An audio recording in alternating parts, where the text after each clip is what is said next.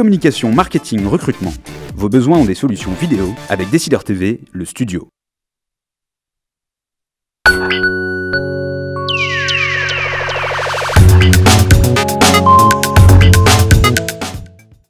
Bonjour et bienvenue à Décideur Politique, la nouvelle émission du JDD.fr et de Décideur TV. Nous recevons aujourd'hui Jean-Christophe Cambadélis. Bonjour. Bonjour. Vous êtes député de Paris, secrétaire national au Parti socialiste en charge des questions de l'Europe et internationales.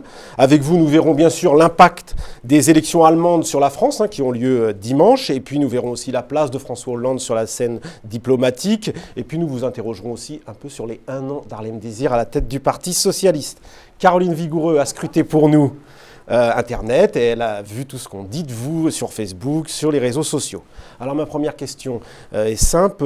Vous plaidiez il y a quelques mois pour une grande confrontation avec l'Allemagne d'Angela Merkel. À 48 heures du vote, la chancelière sortante est archi-favorite pour cette élection. Est-ce que sa réélection serait une mauvaise nouvelle pour François Hollande ? Mauvaise nouvelle, non, parce que la campagne électorale, on l'a peu suivie en France, mais a mis au centre la question de la relance en Allemagne. C'est-à-dire que Mme Merkel, pour pouvoir étouffer le SPD, qui était appuyé sur les syndicats, a repris toute une série de revendications, que ce soit le SMIC, que ce soit l'augmentation des salaires, autant de choses qu'elle ne défendait pas quand elle n'était pas en campagne électorale.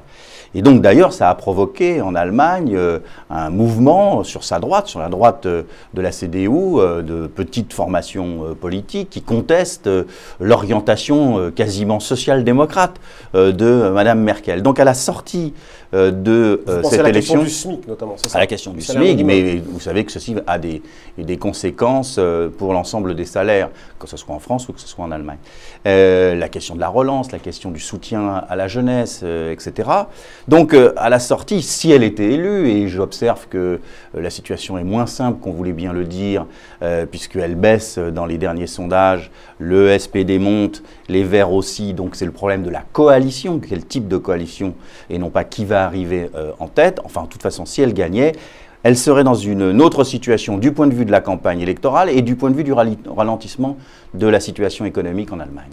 Et en attendant, dans le duo France-Allemagne, c'est souvent elle qui a eu le dernier mot. Est-ce que vous avez peur que est-ce que vous redoutez que cette situation perdure ? Non, parce que je crois que le rapport de force est en train de changer en Europe. Vous avez vu récemment les Pays-Bas dire qu'ils ne pouvaient plus faire face. Vous avez vu le ralentissement de l'économie et de la compétitivité en Angleterre, la situation en Espagne, la situation en Italie. On ne sait pas demain comment cela va évoluer au niveau des banques et l'ensemble des banques françaises et allemandes. France-Allemagne. Oui, mais ça veut dire que le climat général va évolue en Europe et le climat en Allemagne évolue. Donc moi, je suis assez serein sur la suite. Je pense que le moment Merkel-Hollande après l'élection en Allemagne ne sera pas le même. Sur le dossier syrien, on vient d'entendre François Fillon qui a réaffirmé ses critiques contre la politique syrienne de François Hollande. Il l'a fait depuis Moscou, lors d'un colloque, à côté de Moscou plus exactement, et en présence de Vladimir Poutine. Plusieurs s'émeuvent de ces déclarations. Est-ce que ça vous choque, vous ? Vous savez, la formule de François Mitterrand à Tokyo, on ne critique pas la France de l'étranger, vis-à-vis de Jacques Chirac qui le faisait. Mais M. Fillon est de moins en moins gaulliste, c'est normal. Mais bon, c'est un ami de M. Poutine. Il l'a dit depuis longtemps. Fillon est un ami de M. Poutine. Oui, Fillon est un ami de M. Poutine, il l'a déjà visité plusieurs fois. Mais venant de quelqu'un qui, passant par le Liban, a visité le Hezbollah, ce qui est assez particulier, cela ne m'étonne pas. La position que défend M. Fillon sur la situation au Liban et en Syrie est dans l'univers diplomatique de M. Poutine. Au-delà des déclarations de François Fillon, la France est apparue finalement, à la fin de toute cette séquence compliquée sur le dossier syrien, isolée un peu sur la scène internationale. On a vu les Américains et les Russes se mettre d'accord à Genève sans qu'on soit présent. Est-ce que ce n'est pas, quelque part, pour François Hollande, une forme d'échec ? Après le succès qu'il avait connu au Mali, sur la Syrie, on voit que ça n'a pas marché. Pas du tout. Parce qu'il est de bon ton de dire qu'il ne faut pas être isolé. S'il ne fallait pas être isolé, il fallait être avec l'ensemble des pays européens qui étaient pour ne pas intervenir. La France a une position très particulière parce qu'elle n'estime pas devoir s'insérer dans une grande Suisse européenne. Elle intervient quand elle estime nécessaire. François Hollande a été le premier à le faire et l'histoire retiendra qu'il a fait bouger les lignes. À la fin, dans la conclusion, on n'y est pas encore, car M. Lavrov et M. Kerry se sont réunis, ils ont discuté, ils ont fait des évolutions, mais vous avez remarqué que pour l'instant, il n'y a pas de résolution au Conseil de sécurité. Et M. Lavrov, qui disait que les armes chimiques avaient été portées par Al-Nosra, c'est-à-dire Al-Qaïda au Syrie, n'a pas repris cette argumentation aujourd'hui dans le conflit syrien. Donc on est quand même en évolution et il ne faut pas rester à l'écume des choses. En France, c'est une nouvelle fois un peu une sale semaine pour l'exécutif, hein, quoique à propos de la pause fiscale entre le président et le Premier ministre, rejet de la réforme sur le cumul des mandats au Sénat. Tout ça fait un peu désordre, c'est un peu une impression d'amateurisme. Libération titrait les apprentis récidives. Est-ce que vous n'avez pas cette impression un peu? Vous n'êtes pas un peu gêné par ces couacs? C'est un peu dur, c'est les aléas de la vie politique dans un moment qui n'est pas simple, qui est essayer de boucler un budget face au déficit auquel nous sommes confrontés et à l'absence de croissance. Donc il faut être au plus juste, il faut avoir une politique de l'offre et puis aussi une politique de la demande, il faut équilibrer l'ensemble du budget. Donc on est dans les ajustements et dans les ajustements il y a souvent des éléments de couac parce que les uns et les autres tentent d'obtenir un peu plus pour leur propre budget. Mais je pense que la polémique entre l'UMP et le Parti socialiste est médiocre parce que si vous reprenez les chiffres, grosso modo, ce que nous faisons du point de vue de la pression fiscale, c'est ce que Nicolas Sarkozy a fait dans les 30 milliards. Bon, donc le problème, il n'est pas là, c'est comment on fait, qu'est-ce qu'on fait, quelle est l'alternative par rapport à ce que le gouvernement est en train de faire, comment la droite stimulerait la croissance, comment elle redistribuerait. On entend à droite des gros couacs entre ce que dit M. Copé ou ce que dit M. Fillon ou ce que dit M. Wauquiez sur le même sujet. Caroline. Donc on voit bien que c'est une situation extrêmement difficile et le débat n'est pas très lisible. Et au-delà de l'UMP, Pierre Moscovici, le ministre de l'économie, a lui-même évoqué un ras-le-bol fiscal.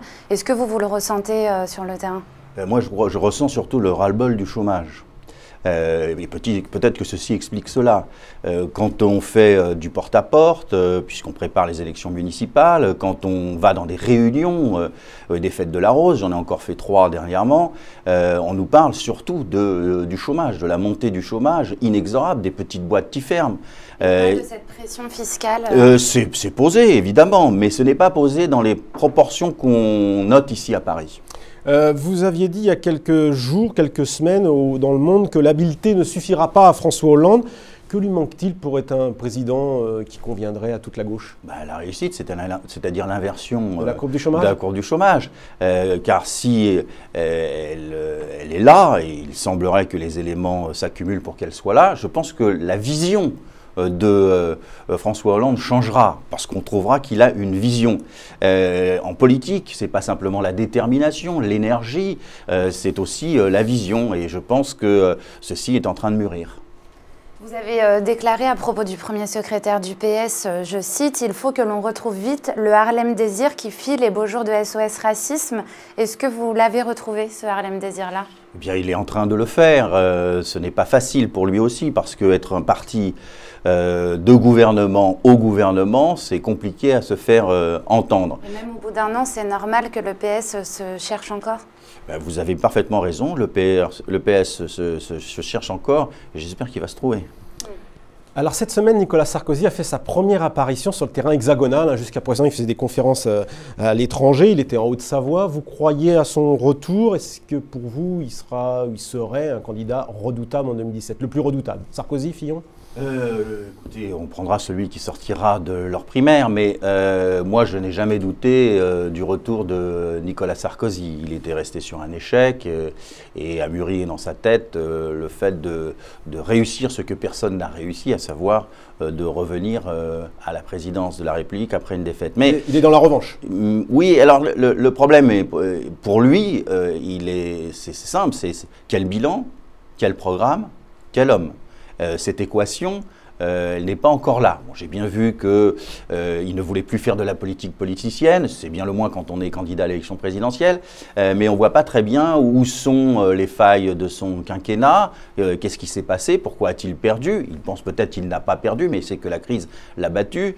Et puis, qu'est-ce qu'il va proposer aux Français, parce que les Français ne sont pas dans la stratosphère, ils sont confrontés à des situations concrètes extrêmement difficiles. Retour, quoi, si, je crois qu'il va se battre jusqu'au bout il veut sa revanche. Oui, il veut sa revanche, il veut son match retour et il va tout faire pour que Fillon ne puisse pas être désigné. Alors Caroline a fouillé le net, les réseaux sociaux pour savoir ce qu'on disait de vous. Alors, vous avez publié un communiqué qui s'intitule « Au revoir François Bayrou et à bientôt ». Il y a des internautes qui vous ont demandé sur Facebook pourquoi finalement vous n'avez pas tenté de le retenir plutôt que de le laisser filer vers le centre. Ben parce que nous connaissons sa nature. Monsieur Bayrou a une particularité, c'est qu'il est centriste à Paris et de droite, parfois très à droite, quand il est à Pau. Oui, c'est quelqu'un qui se part d'une certaine hauteur, d'une éthique, mais qui est très très politicien. Donc c'est pour ça qu'en rigolant, comme il fait un tournant centre-droit parce qu'il prépare les élections européennes et qu'il prépare les élections municipales, lui qui nous fait toujours la leçon sur les hommes politiques versatiles, je lui disais au revoir, puisque aujourd'hui vous êtes avec Borloo qui est dans l'opposition, mais à bientôt, car au lendemain de votre élection, je ne doute pas que vous reviendrez pour essayer d'occuper une place centrale. Vous lui dites pas merci quand même pour 2012, parce qu'il a donné un petit coup de pouce à François Hollande? Oui, il a donné un petit coup de pouce à François Hollande, et je ne l'ai pas mis dans le texte, puisque je voulais marquer sa versatilité. Vous avez publié cet été un communiqué sur votre blog dans lequel vous redisiez votre fidélité et loyauté à Dominique Strauss-Kahn. Il s'est installé en Serbie, vous avez des nouvelles de lui? Alors pas récemment, je vais en avoir dans quelques jours. Il a commencé une autre vie qui est celle d'un grand expert à l'échelle internationale. Je lui souhaite bonne chance dans cette nouvelle vie. Okay. Et sur votre page Facebook également, un internaute vante votre esprit de synthèse époustouflante et estime que vous feriez un bon Premier ministre. Est-ce que vous n'avez pas finalement un regret à voir tous vos collègues au gouvernement et de ne pas en être? Non, moi je ne me suis pas fixé l'objectif d'un Marocain, comme on dit, d'un poste ministériel. Je pense qu'il y a des gens très qualifiés pour le faire. Je reste dans la politique, j'adore être généraliste et j'essaye de faire des synthèses politiques. Vous seriez disponible en cas de remaniement? Pour le Premier ministre, non. Il y en a déjà trop. Au gouvernement. Candidats. Si le président de la République fait appel à moi, pourquoi pas, mais je ne pense pas qu'il ait ça en tête. Il y a une petite image aussi cette semaine qui a été assez commentée. On vous a vu une réunion de la gauche populaire. Ce sont des socialistes assez critiques sur la ligne du gouvernement. Ça y est, là maintenant, il y a un pacte critique qui s'organise à l'intérieur du Parti socialiste, du groupe parlementaire, pour peser sur... ce regroupement était autour d'une pétition sur la progressivité de la CSG et à la fin de la réunion, ils en sont sortis pour une revendication sur le CICE. Donc on voit que le positionnement n'est pas tout à fait d'équerre. Non, je suis venu en leur disant que vu la montée du national-populisme, du Front National, il fallait être responsable et cohérent. Vous parlez de montée de national-populisme? Oui, j'appelle ça le national-poujadiste. Et je pense que nous ouvrons une séquence de maintenant des municipales jusqu'au présidentiel où le Front National va monter. Et le Front National... Vous pensez que le Front National peut sortir en tête aux européennes? C'est une possibilité. Mais le Front National, ce n'est pas simplement un problème électoral. Le Front National a des conséquences dans la société, a des conséquences dans les quartiers, exerce une tension, une haine qui... peut poser des problèmes pour notre pacte civique. Donc, ce que je leur disais, c'est que, évidemment, il faut discuter du budget, mais aujourd'hui, il faut faire PAC.